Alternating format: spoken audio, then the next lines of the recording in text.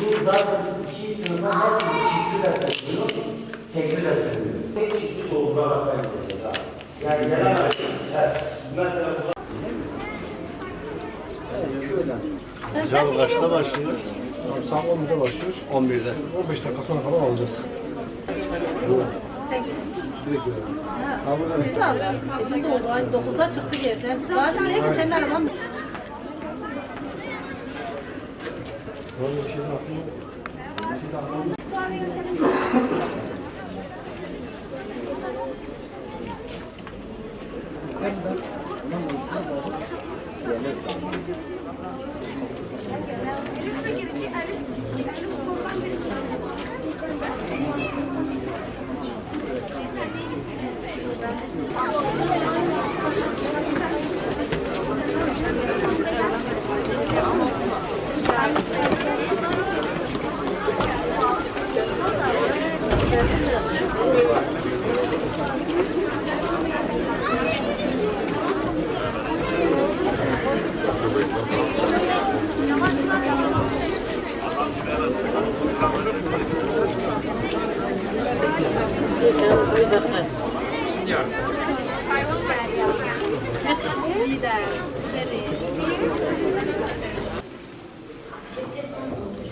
Evet, doldurun.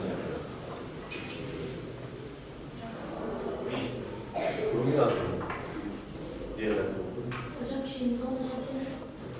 imzanızı atın.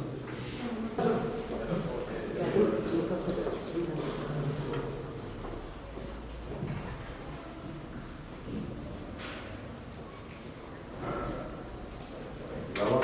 Şeyleri atın.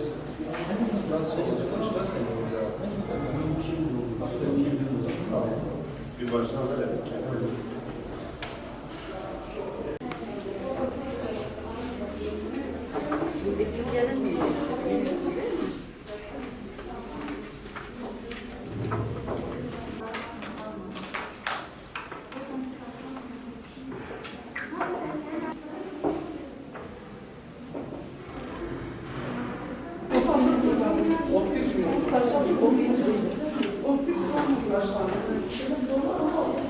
Hocam tecrübe geçiyor.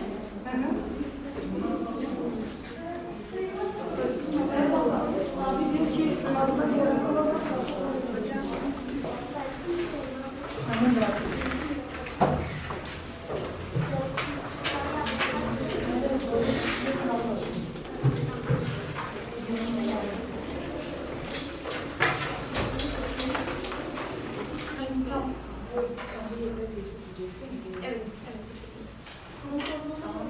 Kurum kalıyor şu an boş.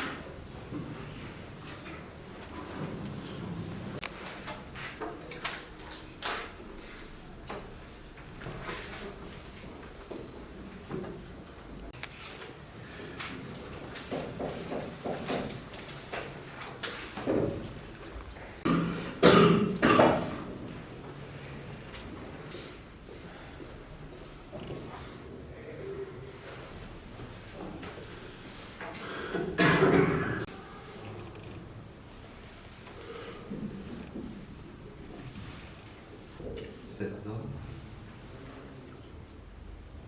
Buna göre bir mümin bol bol ibadet etmelidir. İki mümin ihlaslı olmalıdır. Üç güçlü mümin zayıf müminden daha hayırlıdır.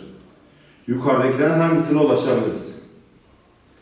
A 1 ve 2'ye, B yalnız 3'e, C 2 ile 3'e, D yalnız 2'ye. B. B 3'e. 3 demiş, B1, C2 demiş, C ise A2, B3, C1 diye verilmiş, D A2, B1, C3 diye verilmiş. 7. Ficar Savaşı'na katılması. C. Üçüncüsü Hz. Hüseyin'in doğumu. 4. İsra ve Miraç mucizesi. D. İkinci Varaka bin Nevfel'in ölümü. 6. Ficar Savaşı'na katılması. Şimdi Hüseyin'in seçimleri ve Cemal'in seçimleri, tamam mı? Sonuncularını nasıl seçmiş olabilirler diyoruz bak. Kılındığı, peygamberin ders verdiği ve bir eğitim yuvası gibi faaliyet gösteren yer aşağıdakilerden hangisidir? Adana, Darülnedve, Bursa, Kabe, Ceyhan, Medine, Denizli, Darülerkam.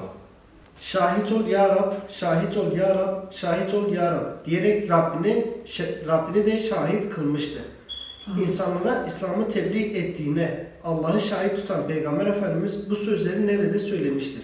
Gaziantep Peygamber Sevdalıları olarak 12.500 kişinin katılımıyla gerçekleşen siyer yarışmamız elhamdülillah tüm hazırlıkları yapılmış ve okullarda 500'e yakın gözetmen arkadaşımızla beraber sınavımız icra edilmektedir. Her kategoriden 1., 2., 3., 4. kategoriden yapılmış olan bu sınav elhamdülillah yoğun ve güzel bir katılımla devam etti. Bununla beraber gencinden, yaşlısından, çoluk çocuğundan birçok kişi katıldı.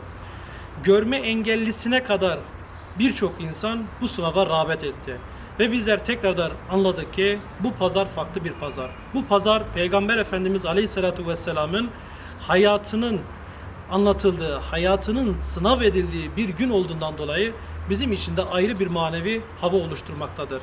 Buradan Gaziantep'in içerisinde ve Türkiye genelinde sınava girmiş olan, yarışmaya girmiş olan bütün yarışmacıları tebrik eder. Allah Resulü Aleyhisselatü Vesselam'a karşı göstermiş oldukları bu hassasiyetlerinden dolayı onlara teşekkürlerimizi borç biliriz ve kendilerine teşekkür ederiz. 60 soruyu da hepsini yapabildim. Soruların hepsini kendim yaptım. Bence sorular çok kolaydı. Benim sınavım güzel geçti. Kendim mesleğim berberidir, kuaförlük yapıyorum. Duydum ki Peygamber Sevdaları Vakfı olarak siyer sınavı yapılıyor. Ben de görme engelli kardeşlerimin sınavına geldim, onlara yardımcı oldum. Kitapçı kendilerine okudum, kendilerine cevapladılar. Gayet güzel bir şey geçti yani. Karşısındaki öğrencinin görme engelli olmasına rağmen gerçekten sınavı çoğu yerde daha soruyu okurken kendilerinin bana cevap vermeleri beni bu konuda biraz gerçekten duygulandım yani.